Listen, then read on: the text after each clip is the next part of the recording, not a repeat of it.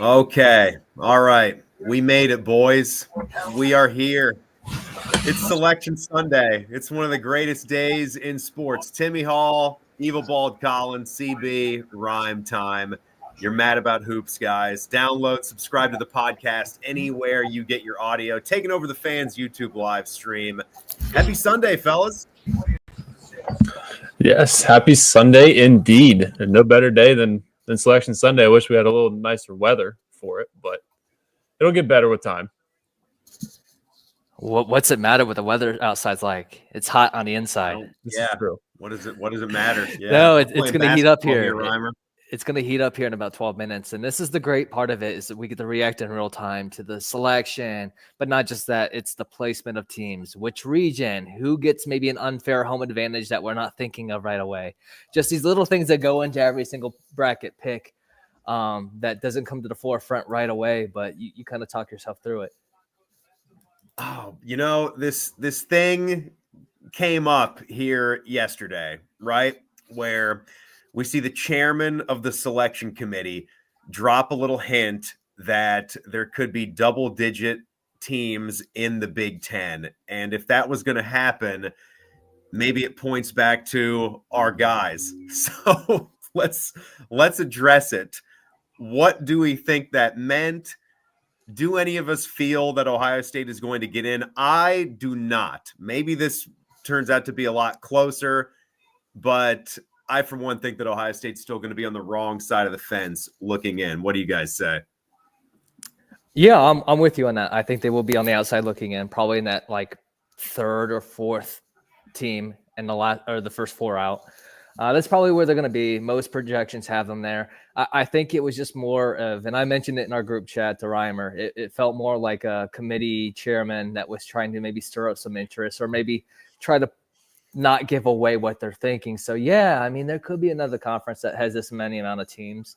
I think it was just more of like he was just trying to be politically correct in that, leaving the door open for anything possible. But no, I think excitement. I just don't see, and it's never happened. I guess it could break history, but 17 and 15 teams usually don't make the tournament. Yeah. No, it comes out of the record. And we just had one of the last bid stealer opportunities in the American, which had its just go final, and Memphis gets the job done 84-72. Reimer's got to be feeling good about that. Yeah, to keep the I'm still not feeling great. It's because everybody is wanting to point to the quad one record, and we're going to see during this what the committee values, with whether it's who you've played or is it who you've beaten with the quad one records, because North Carolina only has one, and they've technically only beaten two tournament teams, one being American. So does Virginia last year make you feel better about that? Now, obviously, it's not 1-for-1. I mean, it's hard to find a team that only has one win out of 11 or 12 chances against quad one, but it honestly does, because like I'm getting ready to put a tweet out now about why North Carolina should be in. And in the last month on Torvik, they're 18th in the country. They're playing some good ball. I know it's the ACC. It's not great competition, but they're playing really good ball. They were averaging 90 a game in their 6-game winning streak. So, like, they play a fun style that, as aside from it being North Carolina and the brand, you want that for ratings regardless. What with teams putting up points, going out and playing run and gun, not a slow and condensed, letting paint dry game like Virginia did last year in Dayton. Well, let me give you guys this, because Clark Kellogg was on Fan Sports Sunday.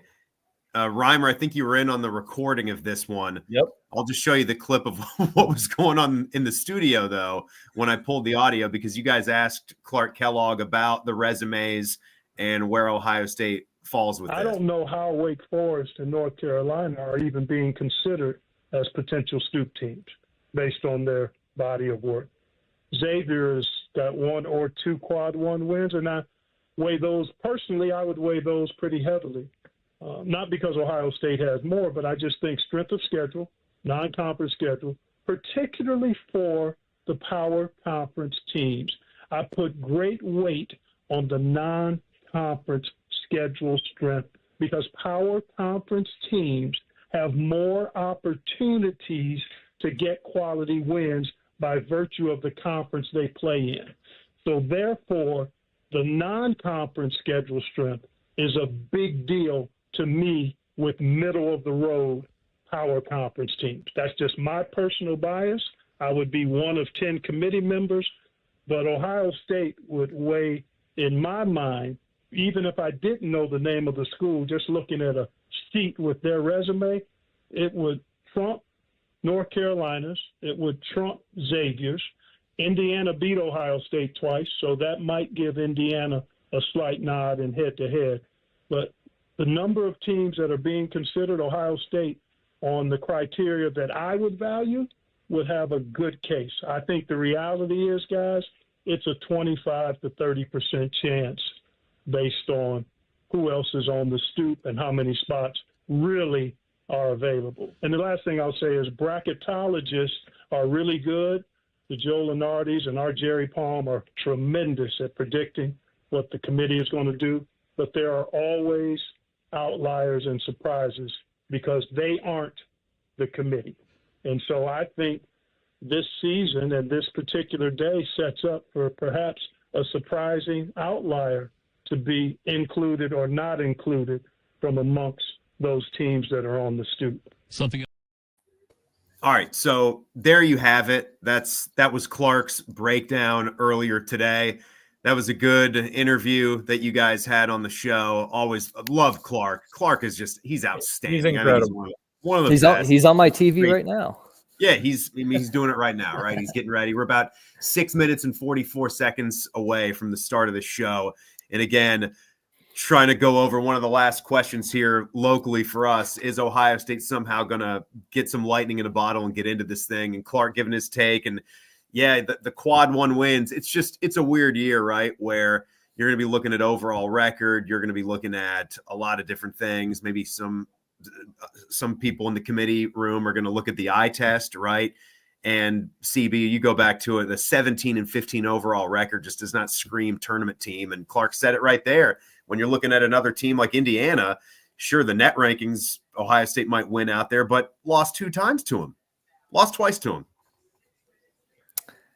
Yeah, man. I mean, like Clark said in that clip, it's pretty clear that once you get to the edge of the bubble, it can really just be a based on argument and in the committee room and basing on how they view the tiebreakers for how they decipher who's on just inside that cut line and just who's outside. The committee makeup's always interesting. I thought it was interesting that a majority of the committee members this year are part of the mid-major club. A lot of their backgrounds are with mid-major programs. So it'll be interesting to see how they weigh teams like Boise State. Georgia Mason really isn't there anymore, but kind of listing teams like Boise State, who just lost in the Mountain West Championship yesterday. Do they have enough on their resume to triumph a power conference team with maybe less on their resume, but more prestige and more stronger strength of schedule outside the conference, like he just said? We're going to see like if there's a real conspiracy in this too, with Bubba Cunningham, the North Carolina athletic director, being the head chairman, and whether he gets, if he lets the Tar Heels get in. And he will be asked about it after, because they always ask him about the bubble teams with one of those last few teams. And with their quad one record, I'm sure he'll be asked, and it'll make for a very awkward conversation. He's not putting the Tar Heels in. You know, he has to recuse himself from discussion about the Tar Heels. So, but if they get in as one of the last, it's not going to be Bubba. It'll be a question that's asked. Yeah, and look, they're right on the line, right? And I mean, that's the one thing too. When you get to some of these teams that are right on the edge of the line, how do you really complain? How do you really argue about it? Like you can always just win a couple more games, lose 2 less games, win 2 more. That's how you move from being a bubble team to actually getting into the field. So that's the thing for me. But that could have been the case. That could have been the case if you beat Iowa. I mean, you just exactly explained what Ohio State's probably looking at right now. Yeah. We thought 2 wins, but honestly, looking at it now, if you just win that game, you're probably feeling a lot better than you are right now. That's how Clark made it sound, was if they just beat Iowa, they would have been in. Yep. All right. So The popular question: who are those 1 seeds going to be? Who are the big dogs? You got Duke winning the ACC championship, but there's a Cooper Flag situation right now. Auburn went down. Florida gets the job done. Florida looks really, really, really good. I mean, they certainly could win it all. I guess one of the other questions I could put up there is, would you take the SEC over the field? I sure would. I would. Yeah. If you gave me every team in the SEC, I'm all in on that over anybody else. But who are those ones going to be, boys? Well, I feel like you can't. We have to mention Houston. They're they are the 1 seed that isn't getting talked about nearly enough. They won 13 games in a row and went undefeated on the road this year. Like, that's ridiculous. That's insanely good. And they were missing Juwan Roberts against Houston yesterday, and still handled their case down in the post against Arizona's good front line. So are we going to see only 2 SECs with 1 seeds here, because Duke and Houston gobbling up 2 of the others? So yeah, I think Florida made it very easy for the committee with the way that they handled the end of the season. Obviously winning the SEC tournament. I guess you could have made a case for Tennessee had they won that game today, but they made it completely easy for them. It's going to be Duke, Auburn, Houston, and Florida for me. You guys agree with the 4? Yeah, it just depends on the order. Like, I think for the longest time, everyone's just assumed Auburn's getting that number 1 seed and don't think twice about it. But I mean, you could make a case for Duke, but I get the resume is just so strong with those quad 1 wins for Auburn that it would be pretty easy just to put them in right there. But I did see something where a team that's lost 3 of their last 4 games heading into the tournament has never won the title before. So that's also going to put Auburn in a pretty tough spot historically, but we'll see. I think that's what's made this like really, really close to like the way, like, we don't know what Cooper Flag's injury is going to look like, with how long they're going to keep him out, if he's even going to be 100% when he finally does play. Auburn's not looking great, losing 3 of their last 4. It's gotten a lot tighter the way Florida's come along now, and I shouldn't say now because they've been good all year, but they're looking really dominant, like what Auburn was at the midpoint of the season. And Houston's right there in that mix. I still really like St. John's, depending on their draw, because they are now showing that they can win games in the 80s, which in January and February, that wasn't really the case. They were just winning games with their defense, and they just rolled through the Big East tournament, scoring upper 90s and in the 80s. That's going to be a tough team to beat. I'm curious too, real quick, in the order of the ones. I'm curious if Duke gets it, where they decide to go in terms of their regional. Do they want to go down to the south, stay in Atlanta, or do they want to go to the east where they traditionally have gone? That's in Newark, and you risk getting a team like St. John's as your 2. Yeah. That could set up for a situation that's pretty uncomfortable, but it hasn't stopped Duke before from winning against St. John's up in the northeast area. So it would be interesting to see if they do get that number 1 and go the south direction. That would be very interesting. Challenge that conference question, because there are. I mean, the SEC is dominant. I would take them, but you throw out the Johnnies. I don't know, as much as I loved watching that Big East championship game. My goodness, that. By the way, I mean, I think Big East basketball at Madison Square Garden is something that has to go on everybody's bucket list, right? Absolutely. Like, just get into a gym and to have New York's team. That was as awesome as any basketball environment I can remember. That St. John's Creighton game. That was amazing. I don't know if I can see the Johnnies cutting the nets down, but when you throw out like a Michigan State, you throw out like a Houston, maybe there are some more challengers, but when you get those 4 teams off the top with the SEC, if you're doing like an SEC versus the field question, you get Auburn, you get Florida, you get Tennessee, you get Bama, and you get some of the other ones that can possibly make a run. What is it? Final say. Answer that question. I'll take the SEC over the field. What say you guys? I traditionally like to take the field in any situation like this just because of how good the top is. And I think Duke is actually the betting favorite right now. So I would go safe and go with the field. So they're doing a thing for Greg Gumbel right now. And like he was talking, like it must have been something before he passed. Rest in peace, Greg. I legit just about started crying. That was incredible. But to the question, I'm taking the SEC. The way Florida has looked, they are just looking so dominant. Florida's my pick to win it all right now, Reimer. Same. It's probably going to be popular. It's going to probably be a really popular pick. Which makes me very nervous. Yeah. Right.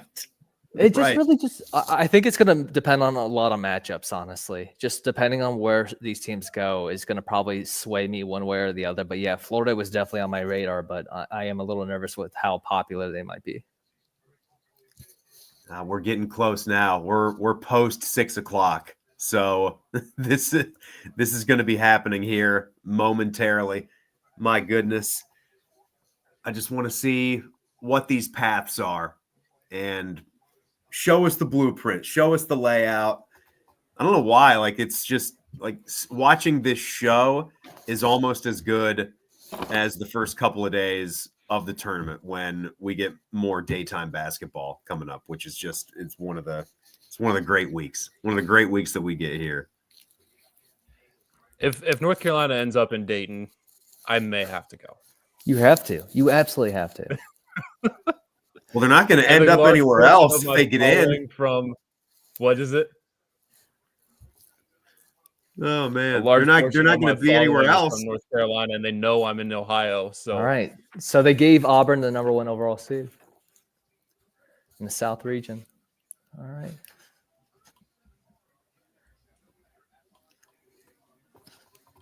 How far ahead are you, CB? yeah, I was about to say, my goodness, My God, I have YouTube TV. Sorry. same. so do I. Did you take it out of the delay?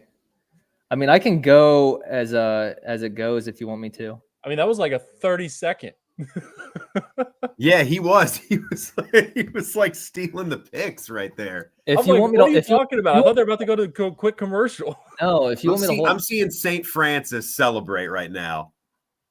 That's what I'm Oh seeing. yeah, you get Auburn. I'm seeing St. Francis celebrate, winner of an Alabama Now I'm State seeing St. it. Francis playing game. the Louisville is an 8, is the Yeah. 8, feeding into potential Auburn. Woo! in Lexington against Can someone Creighton. explain to me how to take it Lexington. out of the delay like I'm 5? There's a function on YouTube TV where you can kind of lessen the delay a little bit. There is. I can't Oh. find that on the fly here, CB. That's not going to happen. Michigan is By the the way- 5 seed in this bracket. I haven't even seen the 9 yet. Creighton is the 9. Yeah. How about that? Now I Let's- am. Let's see if Holy they get, cow, that's a pod. Yeah, Right. Yeah, this is- Creighton this is- going to the Big East championship game this I is gonna be mean, is tough. the 9. You're telling me Cockbrenner can't give them give Oh. Auburn some problems? Michigan's got a tough 12, guys. This Please might be be High a Point. this is gonna be this is going to be a very popular Please 5-12. be High Point. It is UC San Diego, the Tritons. The Tritons, Big a 30 West, A baby. 30, this is gonna be a super popular pick for 5-12. I might Yeah. be against it just off a quick reaction, but it's Matchup wise, I don't know how great it is. no. It was sad But- to see UC Irvine go down, Colin. There's a great In-N-Out burger right off of UC Irvine's campus that we like to hit when we fly into the Orange County airport. Your Too bad 4-13 for matchup Irvine. in this region is A&M, Texas A&M versus Yale. That'll be interesting. I was interested to see how they would seed some of the other SEC schools with the 1 seeds potentially, because I thought there was a rule where like you can't have the same teams from the same conference potentially meeting in the second weekend. I'm not going to spoil what just happened at the Well, 11 line. When you're potentially going to have 14 teams from a conference, It's true. what are you supposed to do? You're All going right, to have to We have a break big some of those rules. we have a big one coming up here. Ole Miss right, is the the- 6th. Here we go, baby. Yeah, there we go. I didn't have Jacob, to wait long. My No. goodness. you're in Dayton, And it's baby. in Dayton. And I actually love this for you. I love this path. for you. Same. Oh my gosh. San Diego State and North Carolina feeding into Ole Miss. Oh, baby. So yeah, I like an Ole Miss Iowa State run for North Carolina a lot if they can get through. Iowa State. I don't like and Iowa Lipscomb. State just because their defense, but But I if mean, our that's guards are- if that's the 3 you're getting now, I think I will take it. Yeah. If I were you. gosh dang it, Colin, you're talking me into a Sweet 16 path, and I don't like that. All right. Marquette is the 7 and New Mexico is the 10. New Mexico with Richard Pitino as the coach. Michigan State comes Oh in my at gosh, the please 2. be St. John's. It's You said Michigan Michigan State. State. Dang. This is in Cleveland. Yep, Cleveland, and they Ohio, face Marquette, New Mexico, and Michigan State as the 2 seed. They will face Bryant. So that is the top left corner. That is Auburn's region, the South region. All right, you already got 1/4 of All the right. bracket is done, and it's 6:07 p.m. Love it. Honestly, Yeah, I This love is how I'm it's just supposed to gonna go. Going right through it. Rip through it, right? They'll take a break and then they'll go to the next region. So we can kind of break this one down real quick if you want. Yeah, what do you guys like here? This is obviously you get to see your Tar Heels in the picture here, Jacob. So the suspense is over for you already. Boy, I think the 8-9 matchup, Louisville Creighton, That's that's gonna incredible. be fun. I don't really think either of those squads though is gonna give Auburn much of a run in that second game. I think Auburn is too strong, but that's a fun first round game for sure. And Kalkbrenner is like one of the most nifty players in the country, just with what he can do with his size and just the way he can play at over 7 feet tall. Like that's as true of a dynamic stretch 5 big as we've got in the game.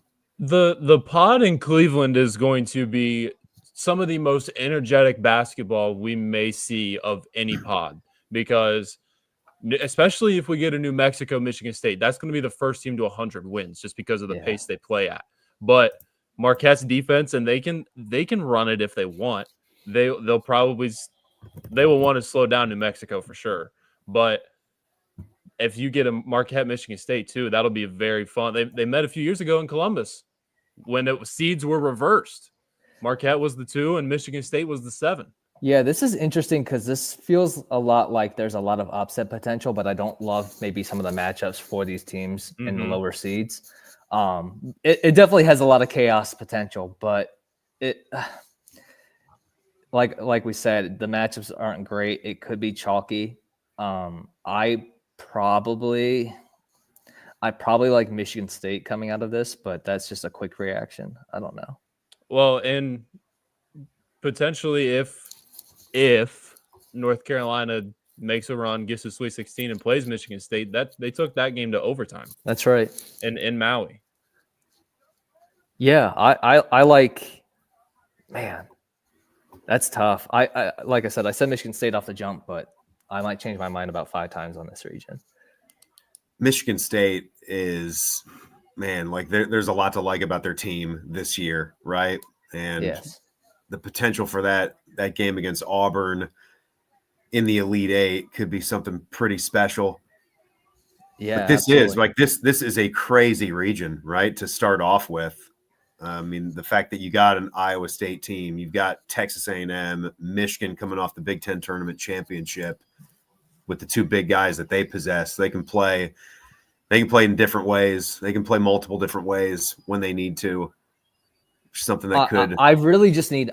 I don't know if Creighton's going to win that game, but I really just need a Kalkbrenner and Janai Broom matchup. Yeah, Kalkbrenner and Broom would be fun to watch. Or what the crowd would be like if Louisville advances, and with it being in Lexington. Yes, that's right. There's our example right there of Auburn gets the number 1 overall seed, but they probably don't get the best draw location-wise because of the teams that are in their pod.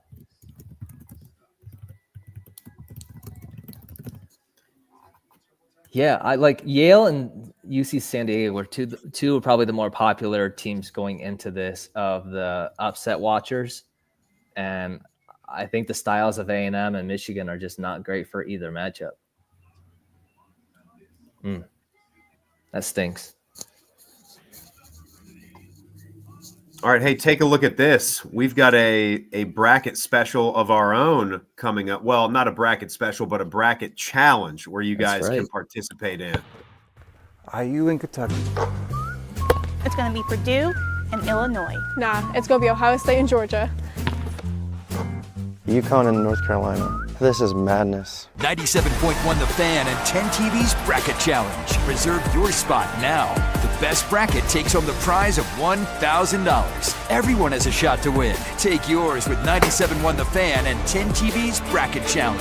Sponsored by Mountain Dew, Ohio Bottle, Buckeye Bold.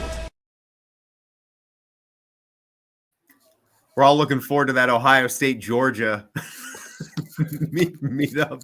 I see you with the handles in there. You gotta love the production companies, right? That do this Yeah. stuff.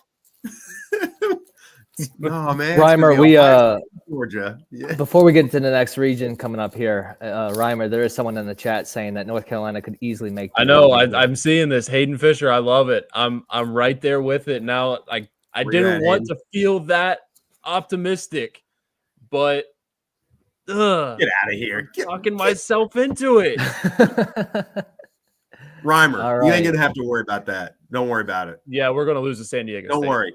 It's gonna be fine. You won't be making it to the Elite Eight. All right. East region, top right of the bracket coming out here. Duke gets the one. Has any North Carolina, like UNC/Duke team, ever had to miss the Raleigh pod when there are games in Raleigh? Not that I know of. Not that I can I mean, think. obviously, you can't be like North Carolina is this year and barely getting in the tournament. Then you don't get to play in Raleigh. But Duke being the 1 seed, they get to play 10 minutes from home. I mean, basic home games for the first and second rounds. This is already looking a lot more favorable for Duke than it was. Yes, Auburn. absolutely. Wow, potential Jeremy Roach against his former team. That's right. Mississippi State Baylor in the 8-9. Oregon and then the 5. Liberty Flames as the 12 seed against the Oregon Ducks, the 5 seed. Kellogg was loving Liberty as a team that could make some noise. Arizona is going to be the 4 seed with a tough matchup of Akron in the 4-13. So they're going full narratives here with potential Roach versus his old team and then Caleb Love versus Duke in the Sweet 16. Thank you, Hayden. Kansas will not make it out of day one. just seeing Arizona's name flash up on the screen and no, keep it away. No, I don't like it. BYU, seeing BYU celebrate. I think they dusted Kansas by 30-some points. Kansas did the Utah trip this year for the first time, had to do the Utah swing. Talk about contrasting styles here. BYU wants to get up and going, and VCU wants to play tough defense as usual. Yeah. That's going to be an interesting 6-11. Fun game. BYU get out of the first day again, or they didn't make it last year. I love seeing 2 Virginia schools going for the A10 crown with George Mason and the Rams, VCU. Cool matchup. CB loved that too. Yes. Yes, I did. All right, Wisconsin is 3. Montana is facing them in the 14 spot. Big Sky. St. Mary's is a 7 coming all the way over to Cleveland, Ohio. That's got to be so tough for just like fresh off the game and you're still kind of pissed off and oh yeah. Close game too. Yeah. Game they have won. Vanderbilt will face St. Mary's. How about Randy Bennett's run as the head coach at St. Mary's and what they have built there, the way he's recruited internationally and just how they have risen to the level that they've risen to Gonzaga's level, right? I mean, I think they're a byproduct of what Mark Few and Coach Munson before Mark Few, right, who left and went to Minnesota and never really did much there and was gone soon after.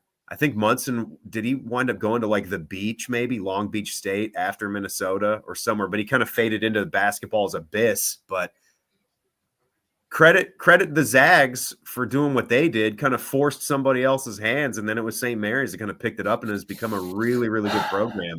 Well, what St. Mary's has done too, like after losing all that they did in the portal last year to reconstruct their roster and be a tournament lock is really remarkable. Well, he does a great job with those international recruits, especially those New Zealand, Australians, New Zealanders. Yeah. I mean, with Delhi, right?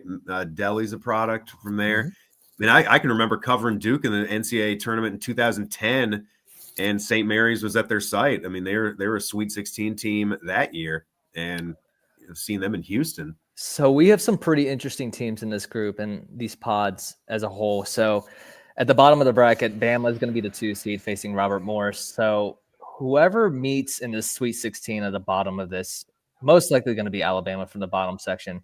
But from the top, I mean, you're talking about BYU wants to play the exact same way up and down the court, put up 100 points if they can.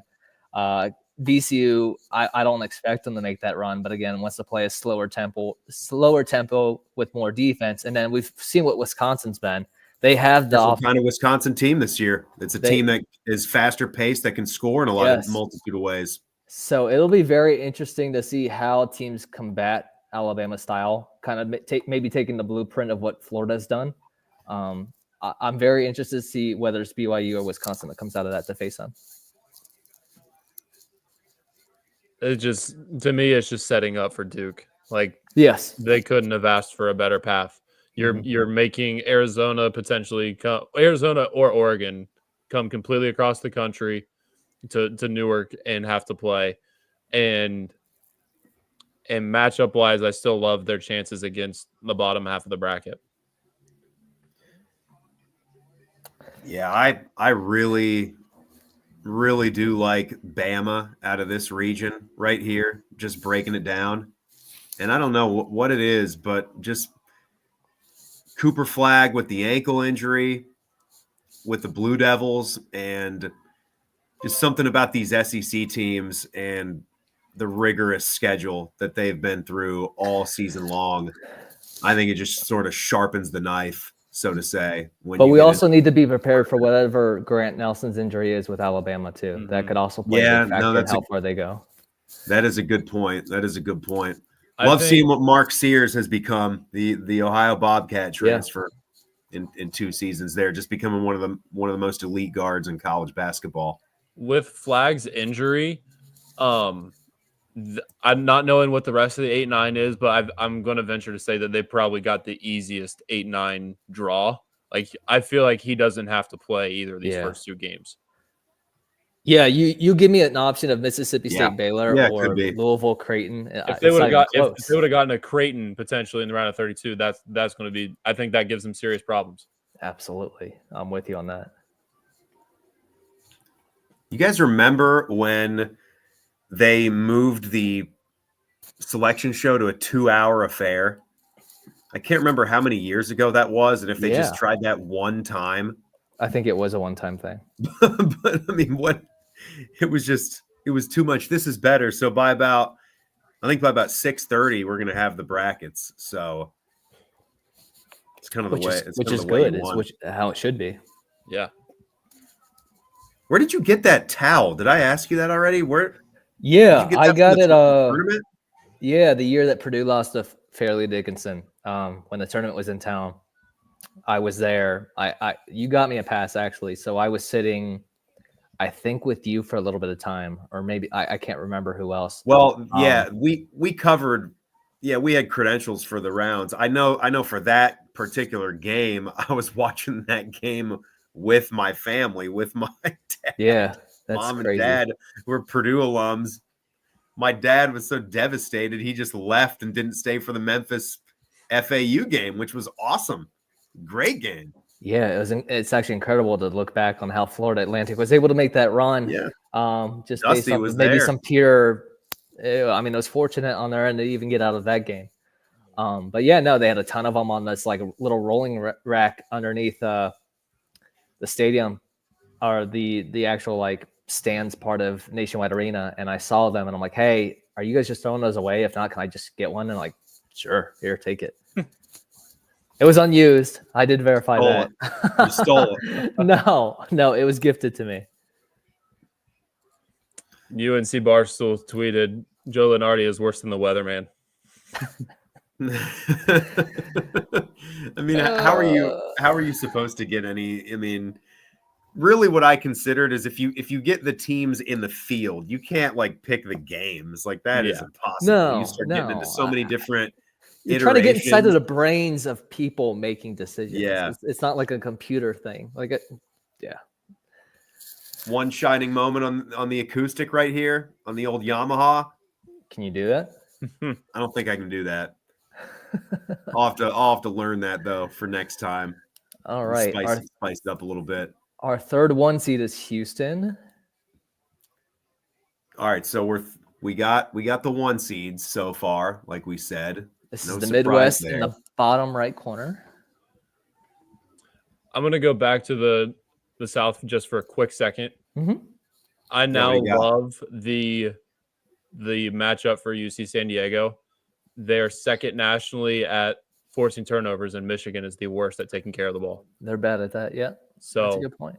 that's a very important piece in the tournament setting. You're just curious to see how they handle facing The two bigs.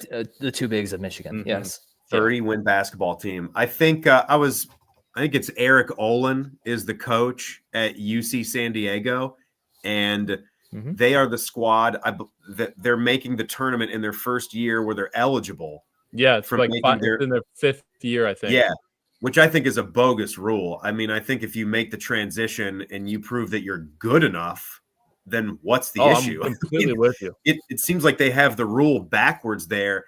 If you prove that you're ahead of schedule and you have the recruiting and you have the talent, you actually win the league and you're early, why would they want to keep you? But that's just one of these stupid NCAA rules. But the fact that they're making it in their first year of eligibility, and Olin had been having 30-win basketball seasons when they were in their previous division, and his overall record is he's like a 669 win percentage. In the first 3 years or so, took him hurt the bottom line a little bit, and then they got up to a 30-win season here again, which I think just shows you what a unbelievable coach he is, and that he stuck with that program through the switch too. Oh, Clemson McNeese. yeah, this is going to be very interesting. So you brought up possibly High Point against Michigan, Reimer. Yeah. They're actually going to get Purdue in the 4-13 matchup. Oh, So this is that's going to be one people are going to want to keep an eye on. Man, you got some pretty good seed numbers for some of these mid-majors to watch out for here. You see some of these teams that don't have being a 14 or lower. If you fancied yourself as a really quality mid-major school, that kind of hurts your chances a little bit. But if you catch that 13 or 12 seed, then you're really, Reimer, you're thinking go time, right? Like your High Point. You're seeing a Purdue team that's been a little bit up and down. Obviously, there's no Zach Edey to worry about. They can still really play. Kaufman-Wren is obviously still a guy that can get it done in the post, but High Point's got some dudes on that roster. Oh, and man, a fun team. All right, so we just learned the other two teams in the last 4 in. So it's going to be Texas and Xavier. So Indiana gets to stay in Ohio. Indiana got left out. I hate that draw for Illinois. I really do. Yep. So there we go. All the Ohio State. Regardless of who they have to play, Texas or Xavier, both teams are so experienced in the backcourt compared to Kasparis Yakajonas and Will Riley. I know they got Kylan Boswell, but I mean, Texas has Tremont Mark and Jordan Pope, and Xavier's with Ryan Conwell, Davion McKnight, guys that have been there kind of. So that'll be very interesting to see how Illinois' inexperience handles that. Think about what Xavier had to do, guys, to secure that bid. Texas, obviously, first game of the season with Ohio State, they lose. They play, I think, 6-12 in the SEC for Texas, and they get in. But Xavier had to win 7 in a row before that 2-point tournament loss to Marquette, 89-87. So you're talking about every single one of those games, and they had the one home game against Creighton. All those other Big East games in that run weren't against the toughest competition. So crazy that Xavier gets in, and they're going to be playing in Dayton. Ben Stevens just tweeted a picture of the Clemson McNeese pod and said winner becomes Indiana's next head coach.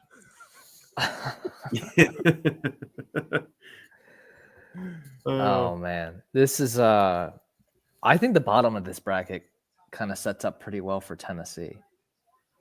I don't know if you guys agree with me or not, but No, I think I like it too. the Kentucky Illinois combination plus those play-in teams. I don't think for a 2 seed that's terrible. This is especially with how another Tennessee thing wants to play. about like what the seeding of the SEC. I'm very shocked that they put Kentucky and Tennessee potential Sweet 16 matchup with that rivalry there. Yeah, that's a good point.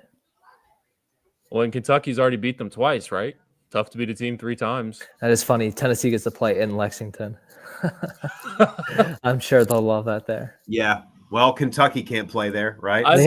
They have I love UCLA and Utah State coming across the country, both to that location. Yeah, too. and if they were to get a UCLA, the 2 extremely tough defenses, but Tennessee's offense, UCLA will not be able to match it. I like that. That might be my favorite pick to the Sweet 16, at least right now. Yeah, I'm kind of with you on that. Hayden's just all over it. There you go, Hayden. I mean, you got there's nothing else to do, right? He's got nothing else to do but make social media vids about college basketball. Once we start putting this guy to work. Come on. I'll still be locked in. No, you enjoy it. You enjoy it. So my son came in and said, so did Ohio State make it? No, they didn't. No, they're done. That officially ended it. All that talk. Your boy Bubba, man, what a jerk, Jacob, dropping that about the Big Ten and 10 teams and all that, trying to take some drama into today. No. That was not going to happen. It just was not going to happen. 17 and 15. You had your shot. You had your chances, and you were in a lot of games. Buckeyes were in a lot of games this year. Disappointingly, anytime Reimer came into the office and it was a tight Buckeye game, we knew that they were going to lose. Hey, I'm putting that more on the person that sets the schedules because I had to be there for work. You come into work even if you're not on the schedule. That's what I say. That's what Tyvus does, doesn't he?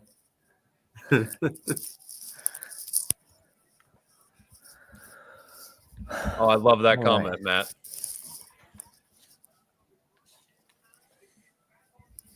Man, I really love Utah State going back to this last region here, going back to the Midwest. Something about that 10-7 game, Utah State over UCLA. I can certainly see that one. See that one happening. This easily could be the one region that has like the most double-digit seeds, whether it's not in the second weekend, but just in the second round, the round of 32. Because like I love McNeese, I love High Point, and then Utah State trying to get there too. And then the 11s, whether Texas or Xavier. I think that's a horrible draw for Illinois. Because both teams are playing very good basketball right now. I'm a little cautious with McNeese after watching them against Gonzaga last year. And I took Gonzaga to make the Sweet 16 last year. Because that's what Mark Few does. That streak is in jeopardy here of getting to the Sweet 16s with Houston. Yeah, I mean, I think they'll beat Georgia, but I don't see them getting past Houston. Yeah, me neither. This is just all setting up to be a collision course for Houston and Tennessee in the Elite Eight, I think. Yeah, I agree with that. Because I just don't see Kentucky as a super threatening 3 seed right now. Tough to beat a team 3 times, and they don't have Jackson Robinson. Who knows with Lamont Butler? You taping the golf, Reimer? I haven't watched a second of it. Okay, no, I did watch a second of it because I saw Rory's crazy shot on 18 at the end of the first round. How about Rory taking the phone earlier this week? Did you see that? That was nuts. Yeah, he just stole some dude's phone on the tee box. They tried to ask him about it. No, I don't want you to ask me about it. He hit it into the water, and the guy goes, "Oh, just like 2011 at Augusta." Yeah. Came over and snatched the phone. You jerk. How about I take your phone?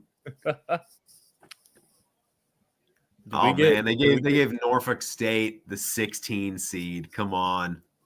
Have we seen Omaha yet? We have not. No. Ooh.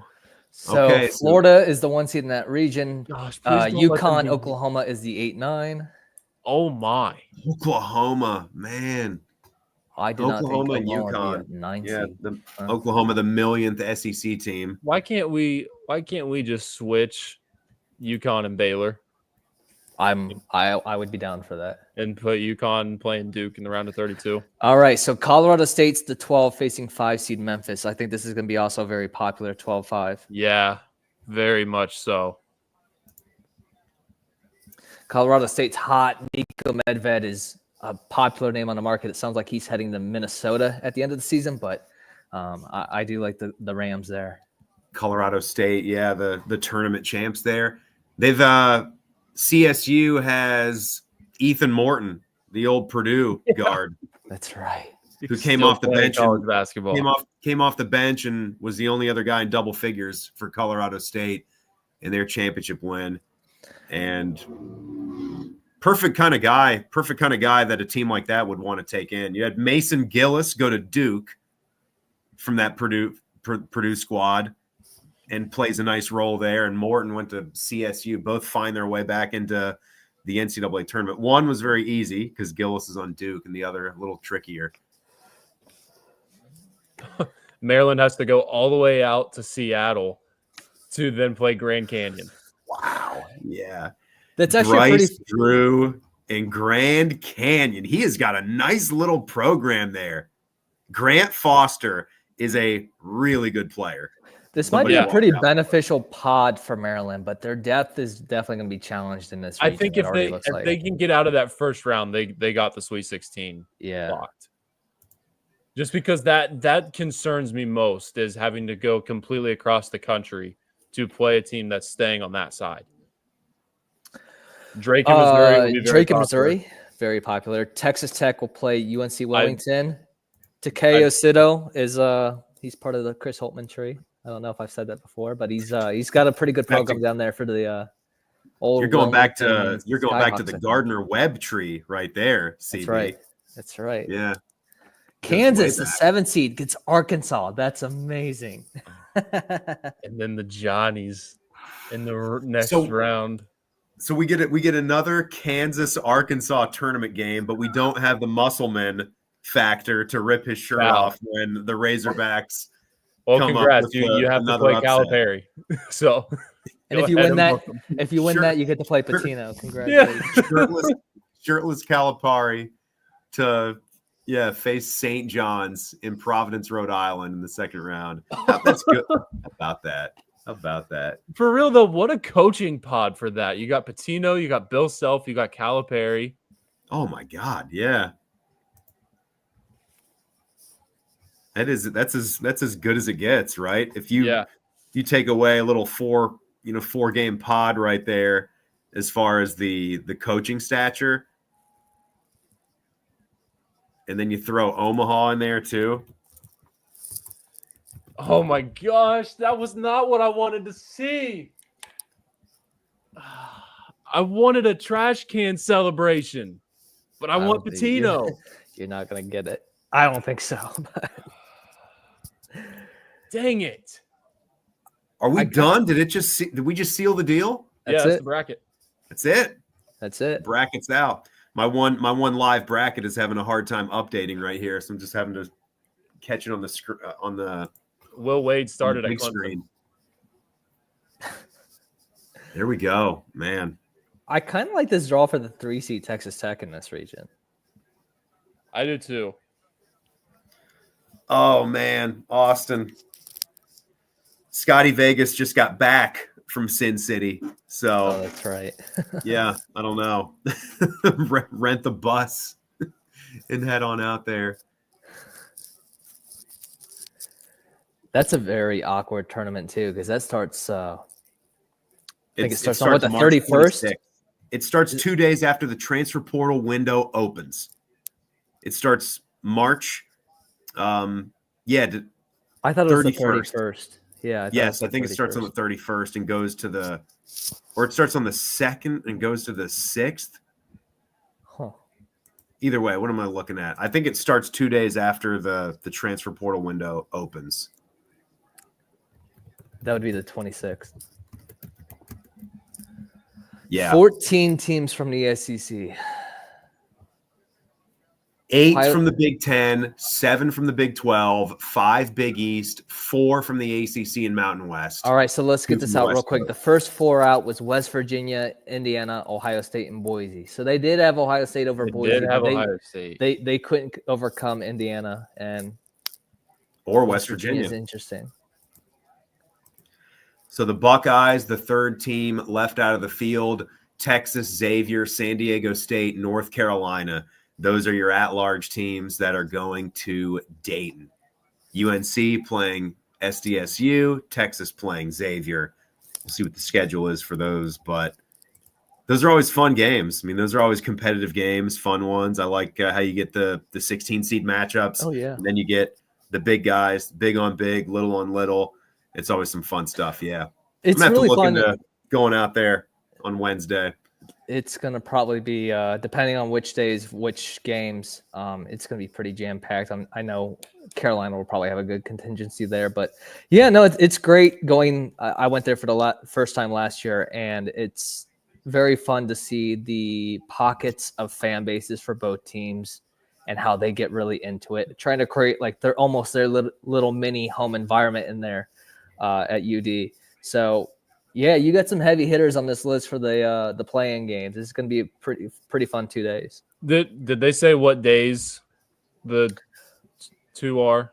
I wasn't listening to the broadcast. They didn't have them written down. Yeah.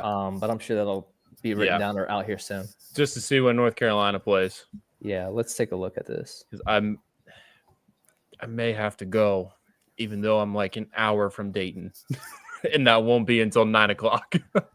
Honestly, it's not a terrible drive. Oh, come on. I know. Yeah, come on. Wednesday would be preferable. I'll just say that. Yeah, I get that. Because I already took the day off on Thursday. Yeah, I'm trying to see. I don't see any information on which one plays on which day yet, but that's interesting. I think a lot of bracketologists were all over the place on Indiana. And there wasn't a whole lot of bid stealing opportunities. I guess you could call Colorado State one, but I felt like the more they played it their way into the conference tournament, maybe the safer they probably felt. Mm-hmm. But overall, it was a pretty chalky conference tournament, couple of weeks, and yeah, still couldn't get Indiana in. So I wasn't seeing either. It looks like Michael in the chat saying Xavier and Texas play on It's a Wednesday game. So Yeah, Carolina's it'll be on the Tuesday game. Yeah. Thank you, Michael. Yeah. Yeah, appreciate that. Michael, good stuff. Dang, I just lost my train of thought. That's fantastic.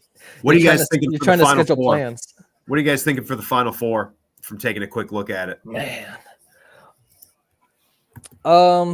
That's tough. See, I like to have one kind of wonky one, like off the wall one, but not like super crazy. It's usually going to be North Carolina out of the South. It's usually going to be Kansas making a run. So what's funny, typically in the last couple of years, it's probably best to pick a 7 seed. I'm not doing that. I think the 3 seed I would like to take the most is probably Texas Tech, just based off of the region, but I can't mentally get over the hurdle of them facing Florida.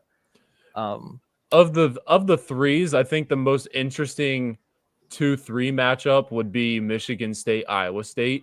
Yes. If that presents itself, just because those two teams are very similar. Would be tough to sway one way or the other. And honestly, are you concerned about maybe the health issues with Iowa State? I know Lipsy played, but was it Gilbert that sat out? Gilbert sat out, yeah. So yeah, that would concern me. Man, now I just love Carolina's draw even more. Dang it. You should. No, honestly, as a non-bias to this, you absolutely should. I know.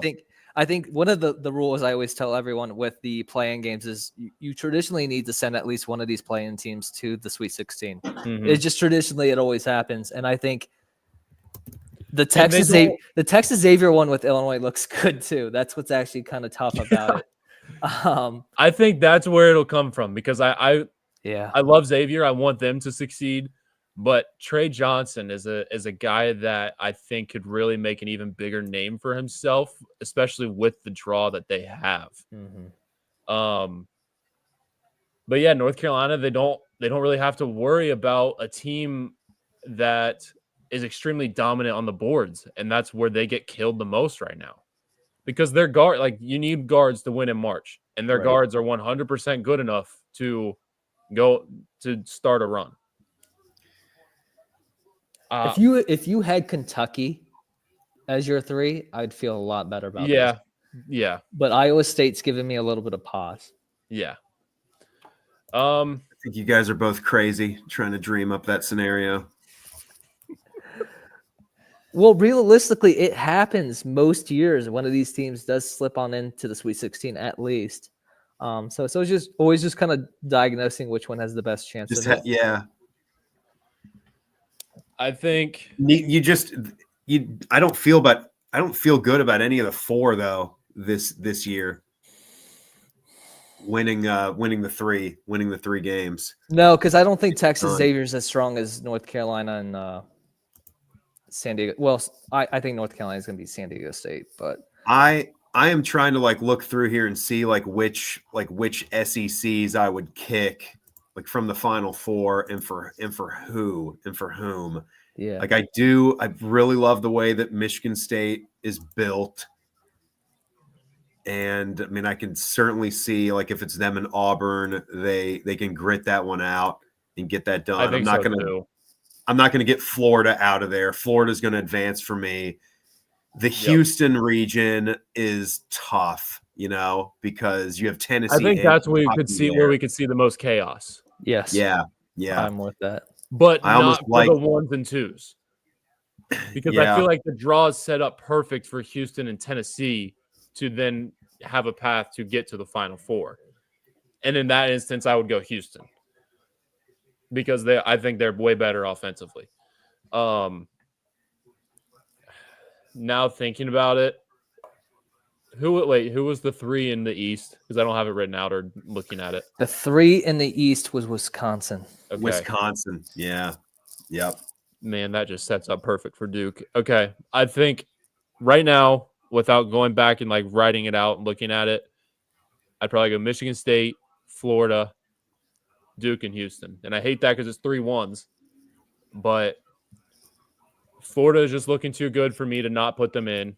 I would probably go Texas Tech if I had to go somebody other than a 1 or a 2. I'm with you on that, Colin. Mm-hmm. I think the path sets up good for Michigan State, and like you were mentioning, Timmy, I think they match up pretty well with Auburn, and especially if they are shooting the ball really well, that helps them a ton. The path is just perfect for Duke. It really could not have gotten any better for them, I think. So I got them, and then just the chaos that I think could happen in the Midwest. Yeah, I think I would be Michigan State, Florida, and then I'm going to be Houston and Alabama. I'll stick with the 1 seed in the Midwest, and I think Alabama past Duke in the Elite Eight. What's interesting about Auburn is I wonder if you could get Bruce Pearl on the record about this, because obviously he's not going to hold back, as what he said on one of the broadcasts after the games. Yeah. Earlier this week, he would not hold back, but I think he would be very upset with how the top part of his bracket compares to the rest of the ones.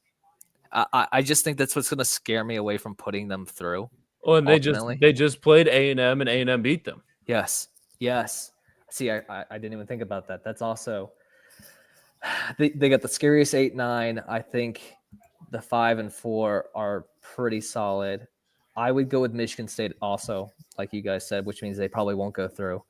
So I'll go with Michigan State in the South. I will go with Florida in the West. I'll go Tennessee and Duke. So I've got 2 2s and 2 1s. What's making me nervous for Florida is there definitely will be a lot of hype for it. But the possibility of getting UConn in the round of 32. Absolutely. If they are hot with Dan Hurley and the mastermind that he is, that can really be detrimental for Florida. I don't think they're as good defensively to handle Florida's backcourt. But if they're making shots, they're a good shooting team that if they're hot, it'll cause problems for Florida. Well, boys, some final thoughts for now as we wrap this up and we go back to filling out our brackets and then getting back to it this week as we get ready for the tournament, the most wonderful time of the year. Yeah, I would just say use all of the resources you can find possible and sniff out some of these chaos scenarios. Use Evan Maya's website, all of these advanced analytics, because they do a great job at looking at the matchups and seeing the weak spots for a lot of these top programs.